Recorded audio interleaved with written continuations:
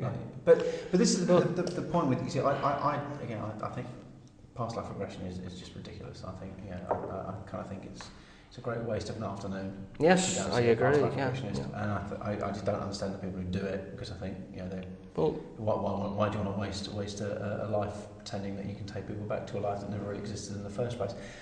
But also, past life regression means that there is reincarnation, or there is reincarnation. Yes. And I think the reincarnation argument has got to fall dead right at the first hurdle, purely because if reincarnation exists, there can only be the same amount of things in this planet at any one time.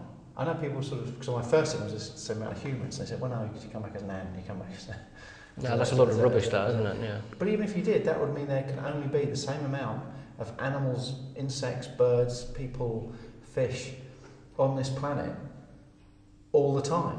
Because if you die, you have to come back as something.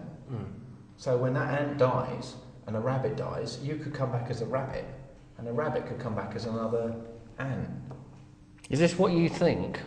What I was going to say, because... No, I think it's ridiculous. What I'm saying is that's my point is that reincarnation can't happen. It can't. You can't have 7 Napoleon. Well, you can't have 7 Napoleons, but you think if there was 100 people on the planet and they all died and they're all reincarnated, they can only be reincarnated, their spirits, because there are only 100 of them. They can only come back as 100 people. You wouldn't come back as 99 of one thing and one.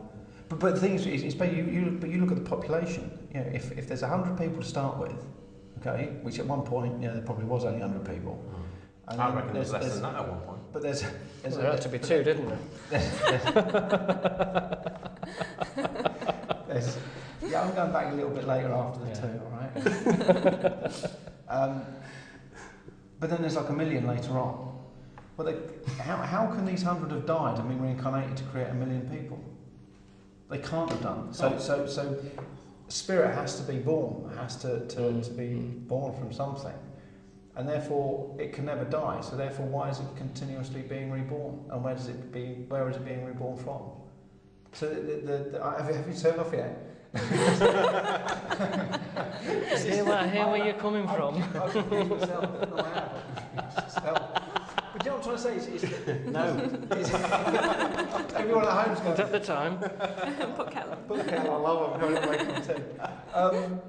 No, what I'm trying to say is that if to reincarnate something has to die for something to be born, and for something to be born, something has to die, which means there's 1 minus to 1 plus. So therefore, there can only be the same amount of things on this planet at any one time. So basically, if 100 people die, there should be 100 people reincarnated. Exactly. There can't be 100. And it would stay at that figure. Absolutely, constantly. I mean, I could have said it like that. I think with practice, do. So if an elephant dies, it's got to be born somewhere else, then, hasn't it? Yeah. Whether it be born an ant, but to be born an ant. Yes. Then maybe an ant has to die and to be born something else to balance out. And can you imagine doing all the organising for that? God. Could you imagine being regressed back and then finding out that you were an ant? Yeah, but how would you know you were an ant? Exactly. Is this the Twilight Zone we're filming here or what? This conversation. Enjoy the rest of the show. It's getting ridiculous, this conversation, isn't it? This is. I mean, when you look at this, we're debating this past life regression, and you think we're laughing at it, and it's confusing, because that just shows how ridiculous the whole reincarnation, past life regression thing is. I mean, I know there are people out there who do past life regressions, and bless them. It's not an attack on them. It may might be. as well go and lick the pavement and do as much good. It may be ridiculous to you and I, but for the person out there who has lived before and has got proof they've lived before, and they've spoken to other people who have backed up, yes, the dates and names, they might think you're ridiculous. They probably just think I'm ridiculous after what I've just said. What we need is someone on board here who we can talk to and interview and actually say, right, you prove to us, and you bring some pictures in. There is no proof. There can't be any proof. Because if there was proof, we would be sitting there believing that proof would be out there. It's you're just going back to the proof of ghosts, proof of mediumship, the proof of I mean, we know there's proof of hypnotism. But that's not what we're talking about. But proof of regression, there's no proof out there, because if it was, we would understand, and we would be sitting here saying, "Oh well, this is the proof. We wouldn't even be talking about the topic, I would think. Absolutely. Well, on this show we probably still would. Probably. But No, I see what you're saying, we wouldn't even go anywhere near it because it'll be a proven science, and it's not a proven science. It's something that's in my, I think it's absolutely ridiculous. But if that's the case, how do you stop it? I mean, because there are people out there who will believe that they were Napoleon. We've done a show where we had somebody regress who thought they were Bodicea. Yeah.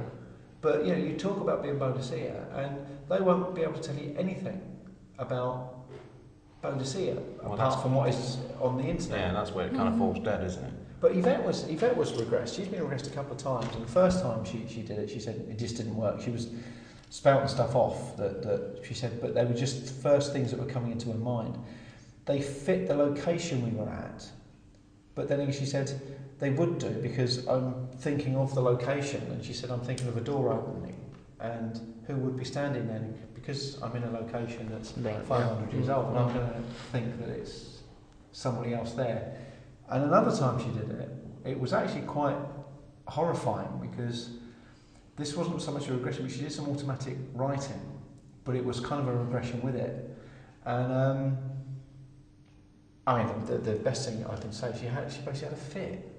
We couldn't get her out of it. And I mean, I blame the alleged psychic that was with us at the time, who clearly bit off more than he could chew by saying, "Oh, I can do this. Don't you worry.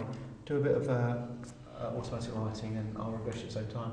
Couldn't get her out of it, and you've never seen somebody back away as quickly as they possibly could because they've got in a situation where they couldn't get out of. And I'd take Yvette away, and she's been in an asylum ever since. No, I'd take her away and basically get her out of it myself. So does Yvette believe in kind of regression then?